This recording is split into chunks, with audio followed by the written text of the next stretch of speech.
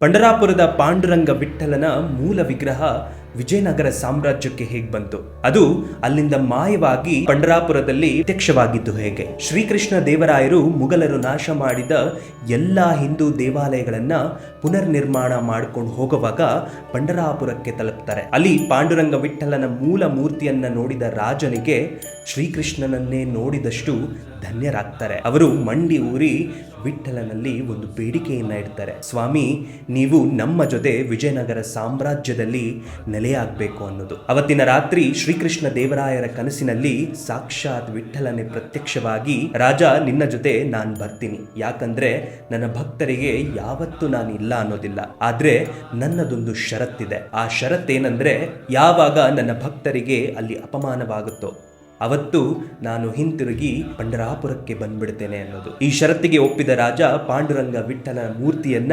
ವಿಜಯನಗರ ಸಾಮ್ರಾಜ್ಯಕ್ಕೆ ತಂದು ವೈಭವದಿಂದ ಪ್ರತಿಷ್ಠಾಪಿಸ್ತಾರೆ. ಇತ್ತ ಪಂಢರಾಪುರದಲ್ಲಿ ಪಾಂಡುರಂಗನ ದರ್ಶನ ಮಾಡಲಿಕ್ಕೆ ಅವರ ಪರಮಭಕ್ತನಾಗಿದ್ದ ಭಾನುದಾಸರು ಬರ್ತಾರೆ.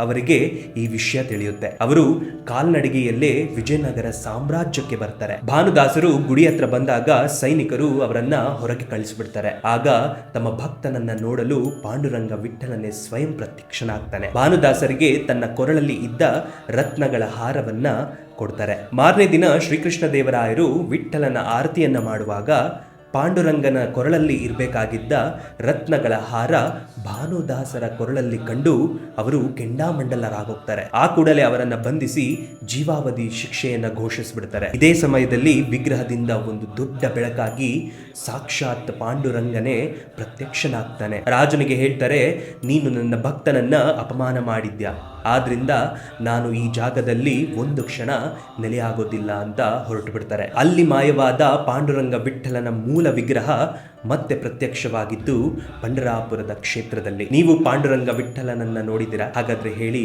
ವಿಠ್ಠಲ ವಿಠ್ಠಲ.